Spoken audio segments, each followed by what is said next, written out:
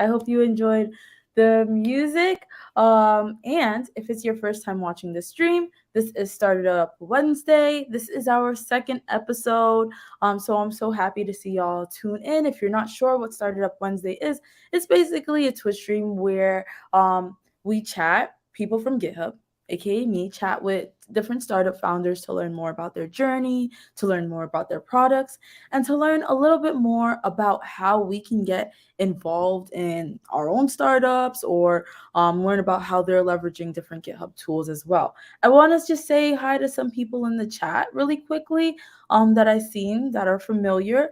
I seen Stephen Brigham. I remember you from either Open Source Friday or Started Up Wednesday last time, and I like how you did the little P tags. I think it's probably because of divRIOTS. I love that.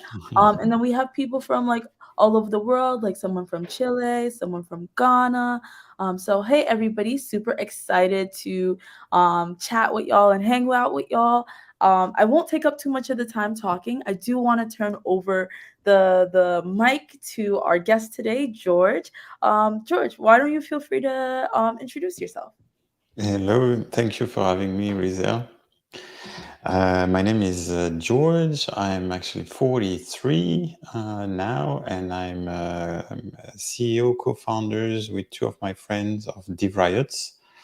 And I'm passionate about UI and UX since I'm a little boy, as true story. And we started divRIOTS a couple of years ago now, to really help designers and developers work better together. That is awesome. Okay, sorry, this is a little off script, but when did you start divRIOTS? I'm kind of curious. We started in 2021. Okay. With two of my friends that I met in the previous journey in another startup, and this is actually where we discovered the pain of front end and with designers and developers, and when we had the opportunity to do something else together, that was what we wanted to do, is address this pain, address this need, and do something unique. Yeah, no, it's definitely sometimes a pain. And I'm actually really excited to talk with you about this topic. Just because I've been talking so much about AI, just because that's been like the trend lately. But like, I when I was a software engineer, I got to focus a lot on front end and React and stuff like that. And I did see that that tension or conflict between like design to development, where it's like you have to wait to get the designs. And I don't have design skills. I just wait for a UX designer. So I'm really excited to learn more about your startup. Can you tell us more about what is divRIOTS and what does it do? Yeah, we really in a more general sense, we specialized in tools for designers and developers together. And we have been spending a lot of time in the past few years working on design systems. We believe it's a key element for designers and developers to work together, because that's the common language for them, and for both groups. And so it's a fantastic way of both boosting productivity, but also boosting the common language.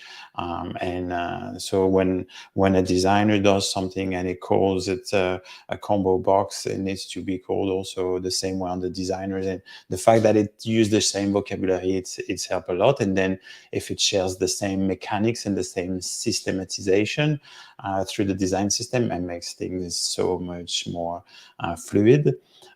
And the productivity boost that you get from that is fantastic.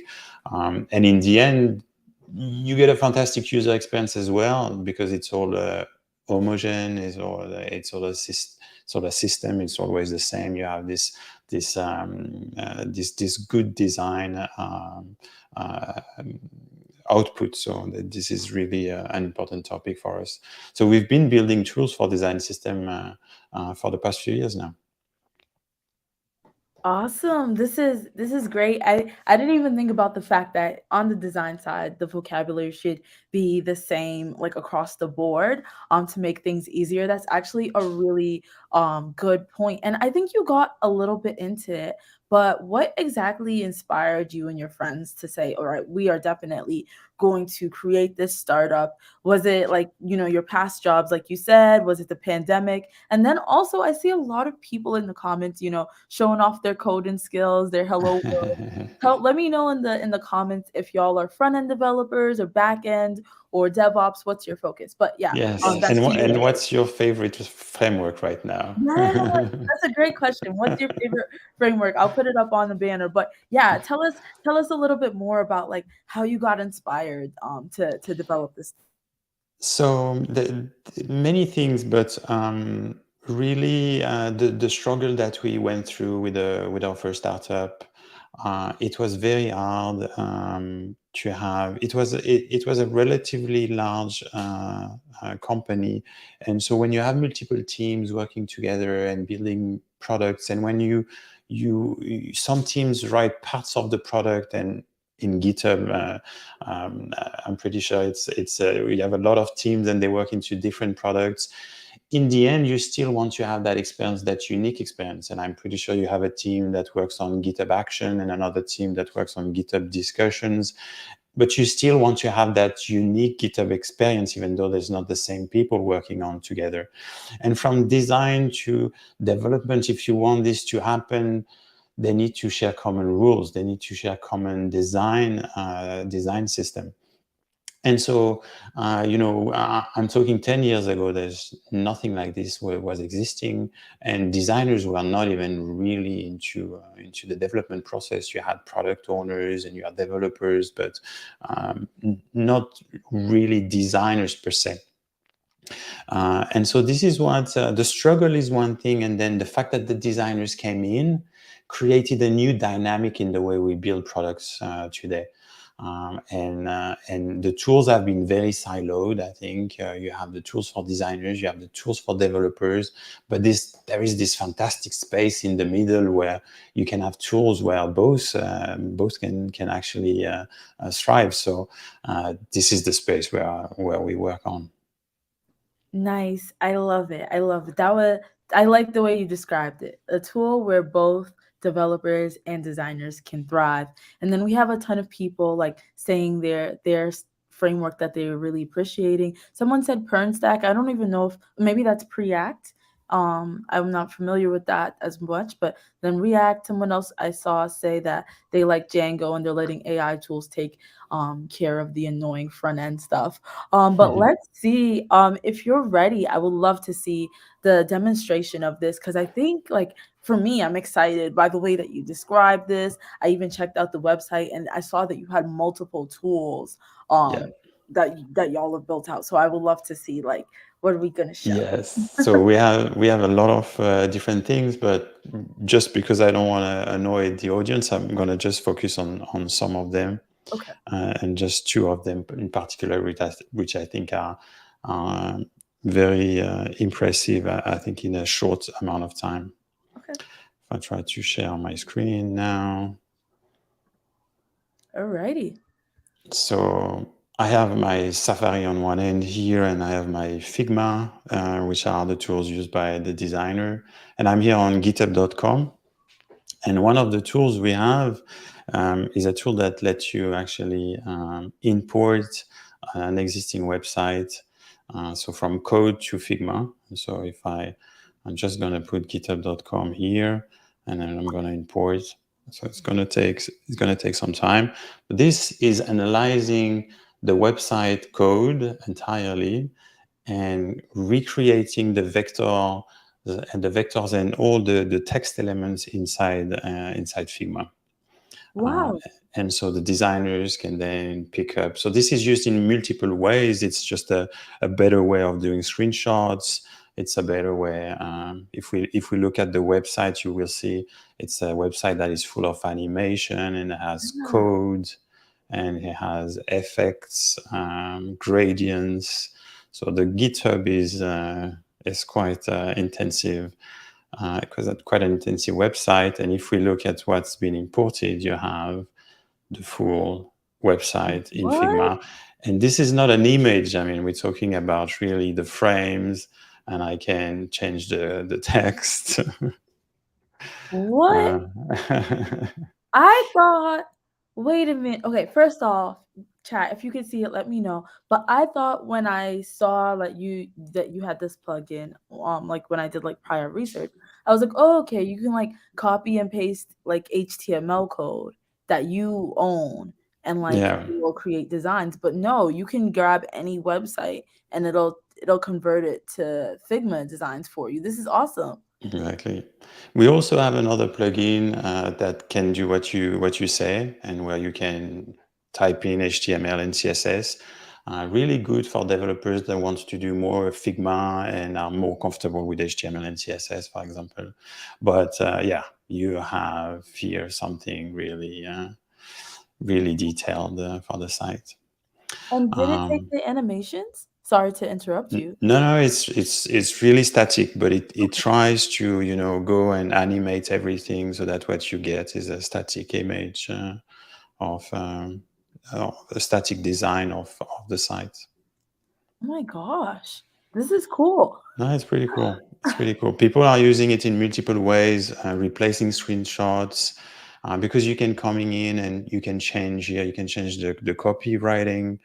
You can put a comment in Figma and share with people. So it's like a super collaborative, and also if you have legacy websites, to be able to redesign them very quickly. People are spending days recreating brands, and that here it takes 5 minutes, or not even 30 seconds, and you get that. Wow. You um, won. Like, I don't know what you won, but your company is awesome. so this is really the technology that we build to transform code into Figma vectors.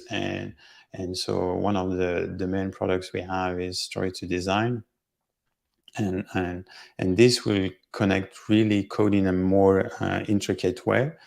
And so if I picked up here today the storybook of the design system of GitHub, which is called Primer, and I picked up the React library, and you can have the buttons, so you can have the different buttons of now let me refresh it. This should show the different states. Um, so if I go into the playground, and you can see the different colors of the GitHub design system, with the different size of the buttons, or you can have the group buttons as well. When you Yeah. have different size, you can disable and stuff. So this is really what the developers are using in code, and this is a storybook where you can have really the catalog of those components. And I think the switch also was interesting. Um, Here you can have the switch like this, and you can have also a small switch like this. And so if I pick up this URL, which is the URL of the storybook, I can put that into Story to Design, which is another one of our Figma plugins, Okay. and it will load the storybook, and then I can start getting the buttons, and I can say, okay, I want to have the buttons with the different sizes, I want the different variants. And so this is coming from the storybook. I want to have the disable state, and I want to simulate the over effect and the focus, and I end up with 60 variants. And so I can do this, import them into Figma, and off we go. It creates all the combinations of the 60 Oh, components in Figma. And so then designers can consume these straight out of Figma like this. They can put it here, and then this becomes, they can have the disable or the large or wow. medium, and exactly like if they were using the code component, but they're using the Figma elements. So, and you Okay. can do many other things like this. And so the product is obviously a little bit more complex than this, but you can import more stuff. And if I just do the switch very quickly. I think it's fun to toggle switch, and I can pick up the small one, and I want the disable, and I want the loading, and I want the different sizes, and I want the over effect, the focus, and I can import. So it's going to analyze it, process the different variants, and create the component. Okay. So just to clarify, so um the first Plugin. plugin that you showed was like you grab a website and it imports those designs into Figma. Whereas this plugin, you grab your designs or you grab your design system or different variants from your design system, like Storybook, and you could put it into Figma and make it Yeah. easier for designers to be able to build something with those designs, with those components within your design system. Yeah, it helps them to, I mean, not only they can quickly get, thousands of variants, so they can pick up what exists in code and right away start designing. But also when you start into a project where you have legacy code and you don't have the designs, you can use it. And then once you have story to design up and running, um, the maintenance of your design system in Figma is so much easier, because basically you can instruct developers to change something on a component, but Right. then story to design will update the entire set of variants. You don't need to go and edit every single one of them. And so you can end up having a totally automated and programmatically created design system into Figma from code. Wow. Wow, this is awesome. I'm really tempted to ask, how does it work? But I know it's not open source, so you got to keep those secrets under wrap. A lot of people are asking they missed the name of the first plugin. Then maybe uh, there's some people coming in late. They're like, what's the name of that plugin that Yeah, you it's first showed? HTML to design for the first one, and it's story to design for the second one. Okay, cool. And I know people were asking, what is the name of this company?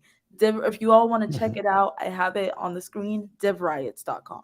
Sorry, keep going. No, I think that's what I wanted to show. We have other plugins, and you can see actually every single product in divRIOTS.com.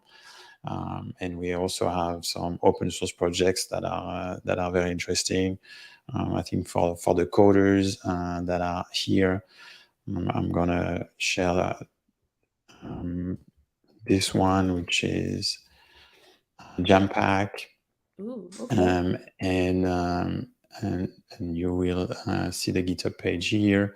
But Jetpack takes a website, a static website, and it will optimize images. It will modify the HTML to have multi-size images for multi-device. It will compress the images into WebP, into AVIF formats. It will embed small elements into HTML so that you have less HTML requests. It will minimize HTML, minify CSS, JavaScript, and all sort of other optimizations.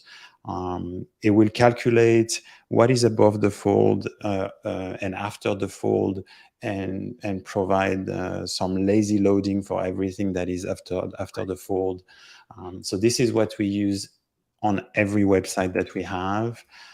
Every static website that we have, like divRIOTS.com, this is optimized with Jetpack, and like the same will be for story to design website. This will be optimized for with Jetpack, and so this is every single optimization that we came across over the years, and we had to manually build into the websites.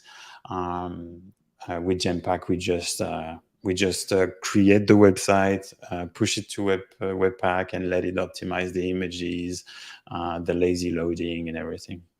And this is Awesome. fully open source, and it's available at gempack.device.com. Exactly, you have the link. Wait, I'm so curious to see it working, but I know you didn't prepare a demo, so I don't want to put you on the spot. Um, we do have a question that I do think is interesting, and I think they're asking if that the plugin that you initially showed, does it work on a website created with React, or does it need to be server side rendered like Next.js? No, it works with any technology. We actually analyze the website at the DOM and CSS level. Okay. So no matter what the technology is used, ultimately React, Next, Vue, Svelte, anything will create the DOM nodes in the browser, and this is what we use to create the vectors then in Figma. So it works with anything. Yeah. That's so awesome. There's lots of people just saying they love this. Just in case you're not able to see um the comments right now, but they're like, what an amazing product. Someone said, I'm coding in Gatsby JS, a wireframe app that will be very useful app for a front end without design. So I guess they're saying that this is going to be helpful. And someone said, this is like magic and powerful stuff. I really liked that initial demo you did with the HTML to design. Yes. Like, Yeah, it's very impressive every time we demo it, especially with a website like GitHub. Like yeah. it's pretty impressive to see the details, and because every image, every SVG will be translated into vectors, so you get really the real thing with the gradients and everything. So yeah, we spend quite a lot of time into this technology to transform the code into the Figma vectors, and the results are very impressive. Yeah, no, like I'm just impressed that I know it seems like 2021 was a while ago, but just within this little amount of time, you all have developed this and more. I understand that. Like, let's just are you even able to edit the code snippets as well that are in Yes, yes, what? because I think the code snippets are not images; they are proper text, and so if you dig, you Oh, can even edit this. Yeah. that is amazing. Wow. This is so cool. And I was just playing around with Figma today and yesterday just trying to learn how to use it. So this is awesome. Yeah, Wow. this helps. This helps. Sometimes you want to know how to do things. You pick up a website. We also have a Chrome extension that goes with it. So if you have Oh, a private website, if you have a website behind a login page, you still can use it with the Chrome extension, and then you actually capture with the Chrome extension, and then you drag and drop it here, and so you what? you can go through any network or login that would prevent to use this import. Yeah. Awesome. Okay. And I know that you probably didn't prepare a demo for this either, but I was a little bit curious about like the IDEs that you all have developed. Yeah. Um like I'm just curious, and then you all say that you can create an IDE for anybody's custom like problem. I'm curious about that. Like to me, I just think of an IDE as like a general thing that you can just write whatever code you want in it. So like what's the idea behind that? Yeah, I think so. To get you, so the first one that we created is web components.dev. And and for example, here you can have some templates to start with, and this is all about, and you have 64 templates that you can pick up about web components. And so if you pick up a template, let's say in Lit, this will create the IDE. And so this is really, this will understand stories like in Storybook, where it's actually not working, so demo effect, but you can write your code here, and actually have the resulting story right on the right hand side. And the thing that make it special is that we actually created This we is why you actually don't use code spaces.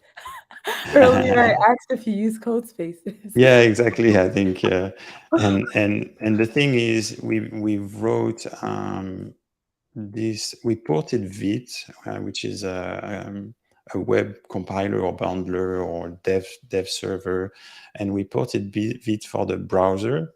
Okay. And so this gives us the ability to actually compile web development in the browser directly, Okay. without having a node service or anything.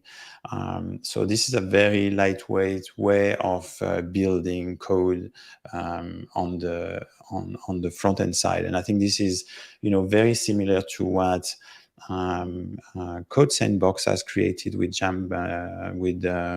SandPack, I think that Yeah. is called, and also Stack Blitz with the node containers or the web containers, where they run actually a fake node executable into the browser. So it's all about this idea of creating a development environment in the browser, which I think it's a little bit different than CodeSpace, where CodeSpace you actually run the compiler and the node server right in the back end, so you have a Yeah. real server running, and those initiatives are towards running everything in the front end. But obviously, nothing works perfectly in the front end. It has to be there is a lot of workarounds to make it work, and this is what Vite here in the browser does. With code spaces, you run anything because you have a server, you run Node, and there is no question asked. So it's a different mindset. We built this to really be able to run code in the browser with no infrastructure. So Okay. because you run in the browser, so there's no infrastructure, there's no startup time. Right away you have it. So that is why we build this, and it's used so in webcomponents.com, and it's used also in LWC Studio, which is the same technology but running for Salesforce Lightning design system.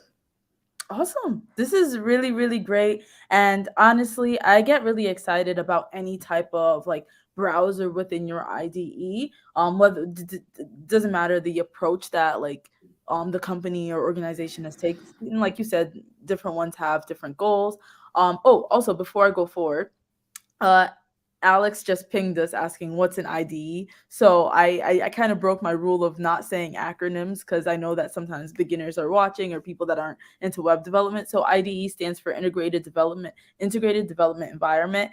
And essentially what that is, it's just like Visual Studio Code or GitHub Code Spaces or Replit, something where you can write code in it, and it'll run the code for you, or it'll give you like feedback of like, oh, this is like, maybe it'll like do a little squiggly line and say like, oh, this isn't actually a function or something like that. But what I was saying is why I get excited about integrated development environments that are available in your browser is because I think it's really helpful for folks who might not have like computers where they can like get started immediately on coding. Like maybe their computer's not powerful enough, or maybe they want to try out coding but they don't necessarily know like how to get started. Like I know for me, when first wanted to learn to code, I used CodePen a lot because I was like, I really don't know what people are using to be able to write code. Like I just didn't know. Like I didn't know you could use Visual Studio Code or Atom. So like I was using CodePen a lot. So I get really excited to see tools like this. Yeah. Yeah. And I think what you say is completely in line also with our vision. Yeah. Um, in fact, more and more people can actually code, and especially designers actually. Yeah. But the biggest problem is how many command lines you need to learn to launch this stuff, and Git, and the options of Git, and then how to run the build and how to deploy. And so those are just elements of technicity, but in the end, it's not code. I mean, deploying and Git and in command lines and doing ls in directories and stuff. Um, and so sometimes you just need to write a for loop somewhere and 2 lines of code, and that's all you need to know. And especially with HTML and CSS. And so, yeah, we're big believers in what you said, is that you just take your IDE, especially online, you take it, you put the 2 lines of code that you need to put, and off you go, and the rest is It's just technology is just behind the scenes, and you shouldn't care about it.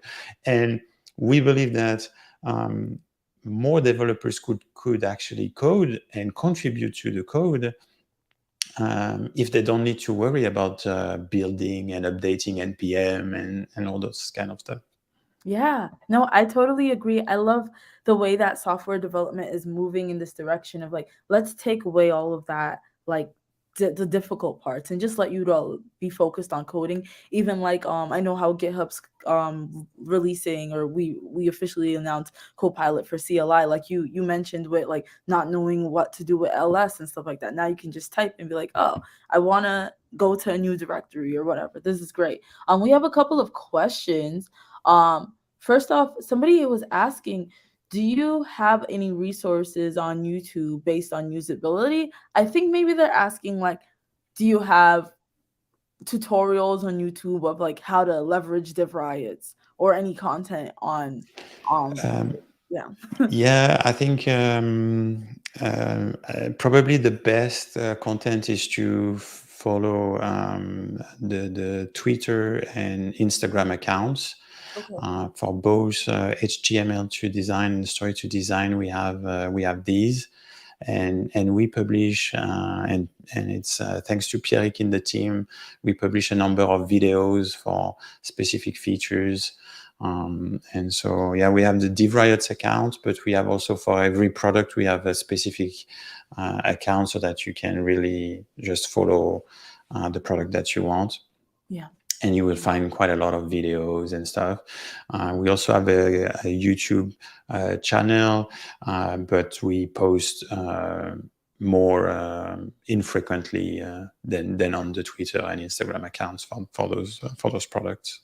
Okay, cool. So your suggestion is hop on the Instagram and the Twitter if you want to get consistent like updates on how to use Yeah. stuff and tutorials. So I put the link to the Twitter right here. I didn't find the Instagram as quickly, but check out the Twitter, and I'm sure that will also lead you to the Instagram. Somebody asked about like, I guess maybe they're asking if any of your products and tooling support mobile technologies which require a JavaScript bridge such as React Native. Yeah. So yes and no. So you can actually capture into Figma mobile websites. There is an option in HTML2 design that gives you can change the viewport, and so you can have smaller viewports and capture that. React Native, we can work, and both HTML2 design and story to design will work with React Native if they are compatible with the React Native web wrapper that I think most libraries in React Native do support, so that if they work on the web, we can capture. We have been having people asking to capture and do Android to Figma or iOS to Figma, and this is still in the backlog for us to support those specific use cases. Today, it's really on the web and anything that is on the web, but responsive, so we can capture many viewports, so both mobile, tablets, or desktop will work. Gotcha. And then we did have a question of someone asking if your plugin, I guess, was similar to Zeppelin. I'm not really familiar with that, but how do you think, if you are familiar with Zeppelin, how do you think it compares? Yeah, I'm not a user, but Zeppelin is a end-off tool. Okay. So the designers will end off the designs into Zeppelin, and the developers will read the design from Zeppelin, and Zeppelin will provide extra information about the design, specifically on sizing and details that the developer can inspect into the design to code faster. So it's not what we do. We don't think it's similar to Zeppelin, even though I think Zeppelin is in the same space in Yeah. handing over designers to developers, but we try to avoid that handover. Yeah. That feels to me waterfall, and also more of a pipeline. And we like to create stuff that is more collaborative and more blurry in terms of who can do what, and so that's more the kind of things we build. It's more blurry, and the workflow is more you build how you want it, but not an end off. Okay, cool. Maybe it's even complementary products, and then like you said, yours is more like you're not trying to have a roadblock. Like if the designer's not around or the developer's not around, someone can still work on it. Yeah, Um, that's what we try to do exactly. yeah, I like that. But we have users using Zeppelin as well, so it's Yeah. absolutely not in opposite or anything. Yeah. I think I sometimes tools when they're in the same space, they're complementary of each other. Like you're like, oh, I Yeah, use Zeppelin for this, but I use divRIOTS for something else. Well, exactly. so I know that I know this question's a little bit more tough for maybe a more proprietary company, but like what GitHub tools are y'all using that have been able to help you continue to develop your product? Yeah. So I'm gonna share a little bit of what we have. So it's obviously um, private, but I'm gonna share it very quickly. If I can find my window. Take your time. Uh, this is new, huh, for me. Yeah, take your time. Uh, Share. So this is our repository, divRIOTS, and we have about 104 repository. Some of them are private, some of them are public, and so Gempack is here, public, as you've seen. Mhm. The main repo is this one, and I think the biggest use that we have is on the GitHub Action.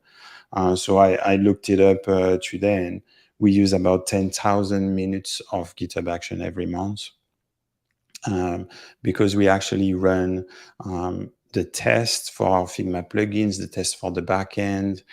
We do the release from the GitHub Action when we tag a branch. We do deploy previews, and I can show this. We have nightly runs, so every night we run everything, we build everything, we run the tests, and this is automatically triggered on GitHub Action.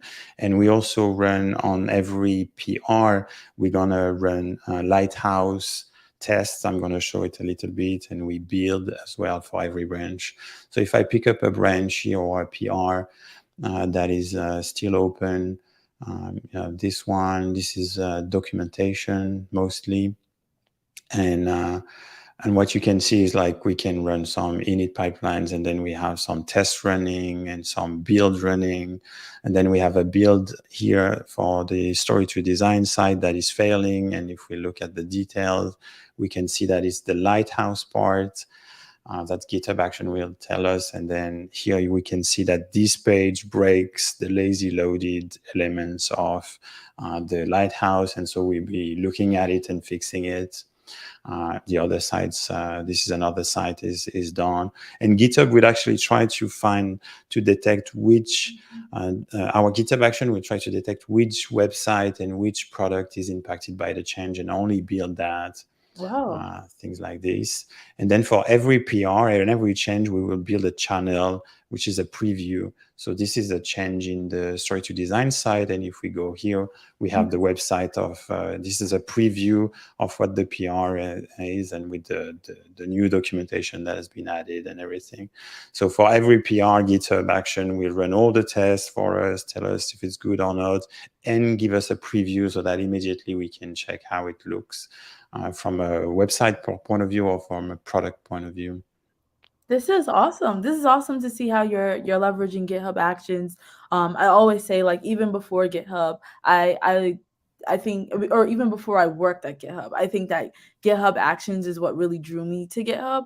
I was like, okay, at first like GitHub's a place where we store code, and then they came out with GitHub Actions. I'm like, wow, this is like a game changer because you can automate all these important things. And it's kind of a lower barrier than like doing other DevOps level Yeah, things that I wouldn't have known how to do.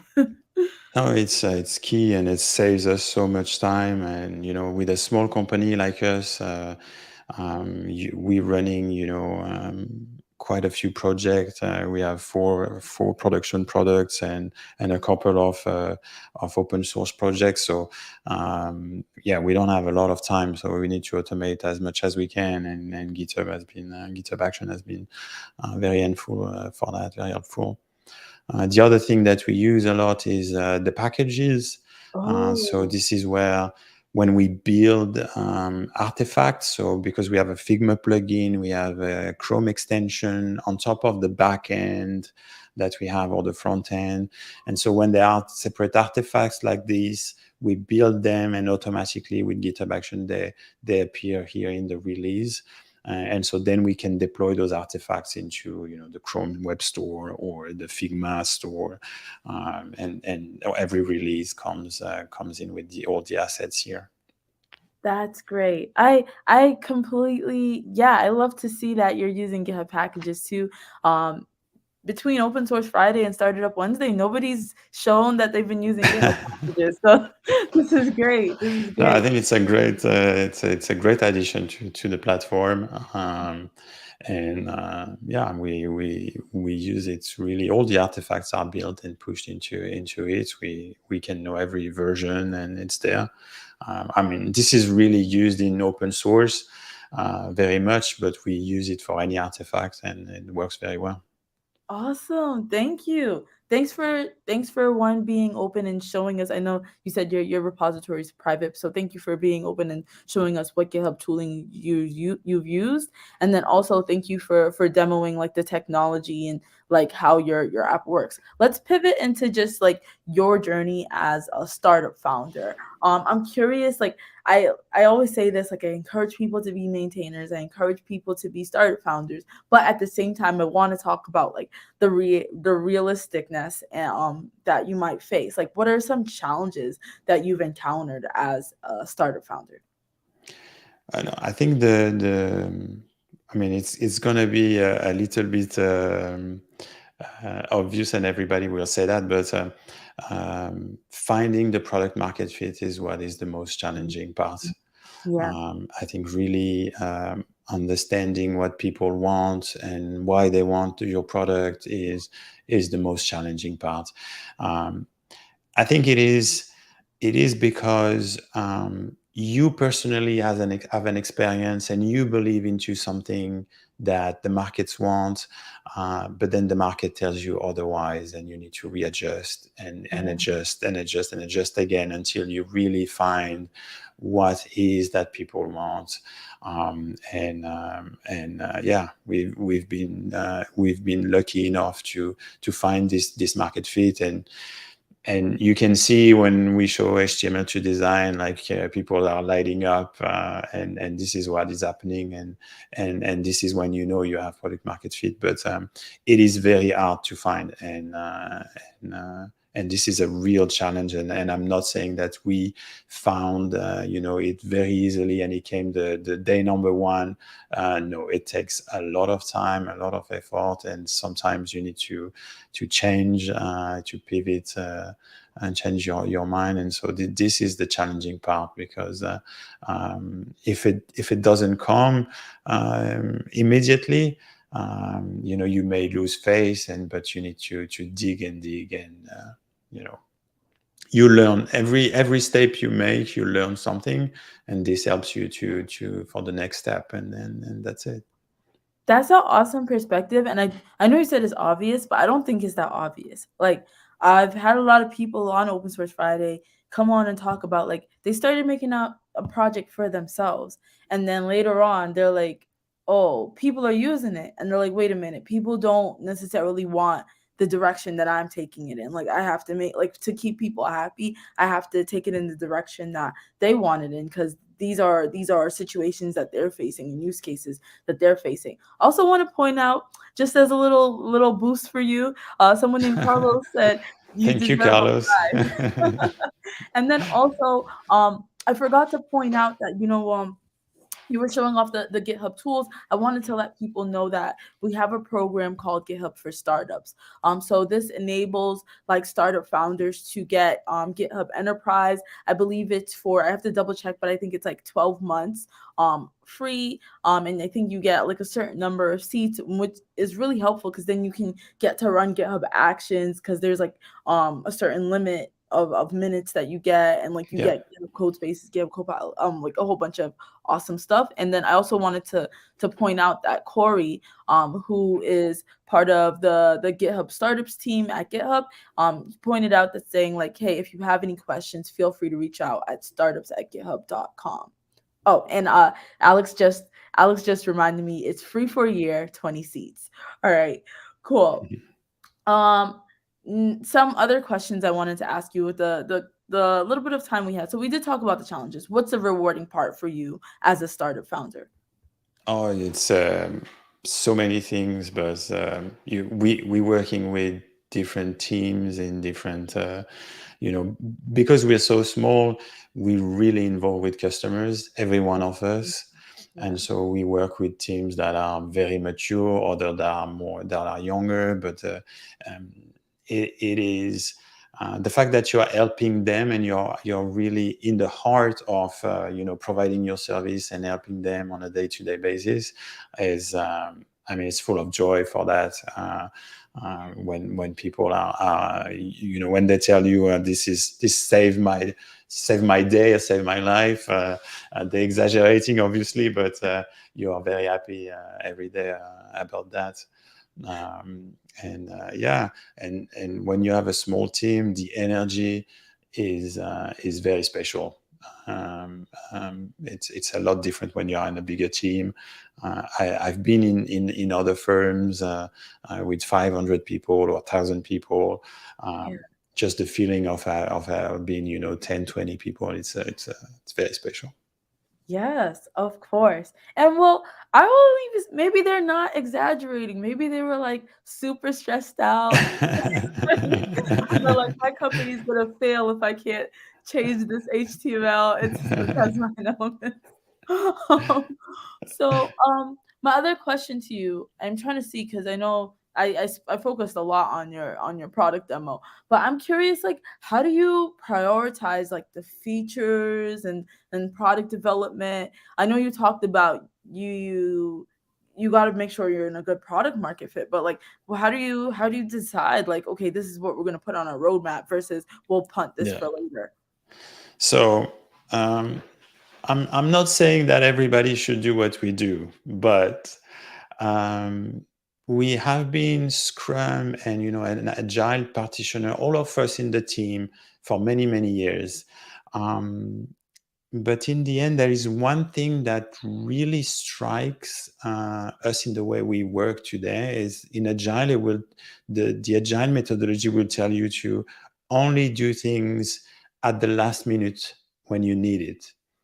And this is super key. And this is actually how we work, meaning that we try to not come up with like big plans, because for many reasons. And one is that by the time you have to do something that you've planned, maybe things have changed and maybe you don't need to do it anymore. And the other thing um, is if you really need to, you may invest into things that you will never use because you're planning too much. So we try to do things that we need right now, and we do this nearly on a weekly basis, basically. So what do we need to achieve this week?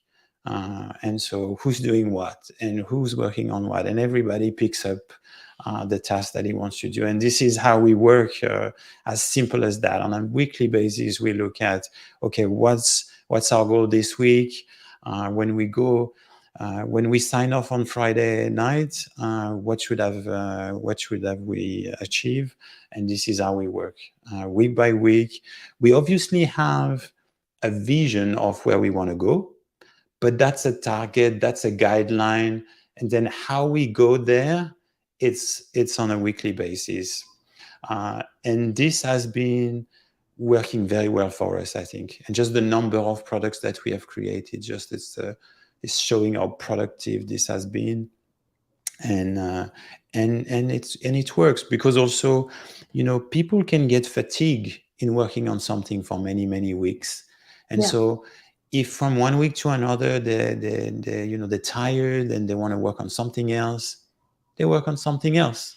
And you know the positive energy is what is the most important for us when it comes to do something.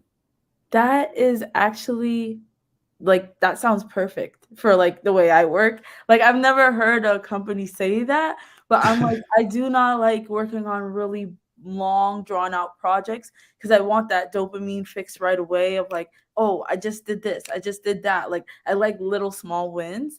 And Yeah, then I like that you said that like, things change. I don't like when like, you're working on a big project and then like you almost reach the end and then the company's like, yeah, we're pivoting. Like forget about that. And you're like, well, I just spent so long on this.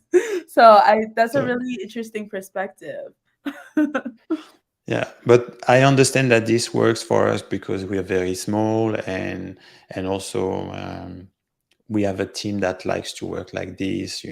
I can definitely understand I would not work with any size and any team, but um, this is how we roll. And the fact that we are also full remote requires some special treatment of the backlog, but this has been good for us. Yeah, that makes sense. And then I want to start. Oh, there's two last questions I want to ask. One is like, what advice would you give to aspiring startup founders? Really go and do it. That's for sure. And then I think again, I think a lot of people will say the same, but be frugal, Mhm. go slowly, and seek that product market fit. So fit that really the thing that ticks with a lot of people, but it can take a long time. I'm a little bit, I'm a little bit annoyed when I read things, influencers, for example, in on Twitter also, that will tell you, I built this on a weekend and now it's giving me $10,000 a month and so on. This is not the real life. I mean, to do $10 in a SaaS products, it takes a lot of work, and everywhere, every successful every successful open source project has been built for 4 or 5 years before it's really taking off. So Yeah. it's a long journey. It takes time, and so everybody needs to be aware of that. And so it needs to be. We need to be frugal, and we need to wait until we get that point where we can really rock it up. But it takes a lot of time, and I think that some people are irresponsible in saying that this is too easy, that you can do that from one day to another. This is reckless, and it's a way to kill the startup opportunity, because once you don't have any money, then that's it. That's the end. Yeah. Oh my gosh. That's a good point that you made. And I do feel like I don't know if it's social media or what that's created this vibe of it's not even just startups. Like even in like when I see people say, "Oh, you can be a software engineer in just 5 days," or "You can get into DevRel," and then like I try to like not be a gatekeeper and not say no, you can't get into DevRel or no, you can't become a software engineer. But at the same time, I'm like, take some time to build up your skills because imagine you just jump into the startup world or jump into development and then you're disappointed that it's taken longer than the 5, 10, 15 days that the person Yeah, expressed. It's like this it's just realistic. It's going to take time. it's going to take time, and it's going to take time, and especially any successful startup will take time. Even Figma, that is probably the most successful startup that exists recently. It took 4 years for them to make any money. So it is what it is. It's a very tough environment. It's easier than ever, but it's not an overnight success for anybody. Right. I agree completely. And then I see a message from Alex behind the scenes saying, just a reminder, you're not defined by the success of your startup. Like, focus on mental health. And I see like someone commented as well here, set realistic goals to move ahead, kind of Yes. echoing what you're saying. Um, and so last question for you before we move into the fun questions is like, how can viewers support you? Like, should people, like, I know we talked about Twitter, I know like following you on Twitter or following your company on Twitter, we talked about Instagram, but is there anything that people can do to support? Usually with open source projects, I'm like, oh, go start the project or go contribute, but I know this is Oh a yes, if you join, following us yeah. is always helping. Sending a star in the products, in the open source project that you like. Um, it's not only helping us in the sense that it gives us more credibility, because everybody's looking at stars or followers and stuff, but also, those are the things we follow as well. In the back of on my screen on the right hand side, I have the followers and the stars, and I like to see them because it's a little reward. So Yeah. Yeah. so it gives us energy when we have those. I think we have a fun Discord also channel if you want to join, Okay. and you have access from this Discord to all products. It's a one Discord, everything we do, different channels, and this is a lot of fun. And this is where we are every day because we run the company on Discord actually. Perfect. What a great way to connect with community. So I think probably the best way for people to find the Discord is to go on divriots.com, Yeah. and the best way for them to find those public repositories is through divriots.com as well. Yes, everything is on device.com. Absolutely. Awesome. With the last 2 minutes left, let's switch over to like what I call the fun questions. So not technical at all and not having to do with startups, but just getting to know you. What is your most used emoji? That's safe for work, by the way. It's my most used is the hug face. What is The that? the hugging face. Oh, the hugging face when they're like Yes, that. Yeah, yes, yes. I like that. I always say I I use. use it for everything, Really? and I don't know. I think it's a way to it's a way to say, yeah, to give a hug, but also to say you're welcome, and so Yeah, many things like that. it's a really friendly emoji. Like, yeah, I use the crying one a lot because I'm like either like crying for real or I'm like crying laughing. So like that one's like my most used. Um, what's your favorite app on your phone? So I was looking at my phone to find out, and I think, for a long time, especially in remote, I used to miss meetings. Mm, You're in your stuff, you're in your flow, you have this meeting, you have the first reminder tells you in 5 minutes you have a meeting on the corner of your screen, then you forgot about it, yeah. and so 20 minutes later you're late. And so I found this app. It's on Android. It's probably something similar on iPhone, but it's called Calendar Alarm. Oh, And it will ring my phone 5 or 10 minutes before every meeting, and I can dismiss or snooze. And since I have this app, I absolutely missed zero meetings. And so if you are in the same situation that I am, which is basically forgetting about a meeting because you're in your flow, this will save your life. And so, yeah, that's probably the best thing. And then the next thing will be Twitter, because that's where I'm reading most of the stuff. But I relate. Twitter's my favorite. I'm always on it. And I probably need that app. I'm gonna check if they have it in iPhone because I have yes, so many calendar tools and I still miss meetings like all the time. yeah. The only thing that works is this alarm. It's like it's loud. It's obnoxious, but you don't miss the meetings. Nice. I need that. Okay. What was the least enjoyable job you ever had? And then what's your favorite rap song? So my least enjoyable job is, I think, younger. My mom used to work in a Okay. sewing factory, yeah. And so I was employed there for the summer, and I had to take the results of the sewing, which was shirts, and fold them and put them into plastic bags and into boxes. Yeah.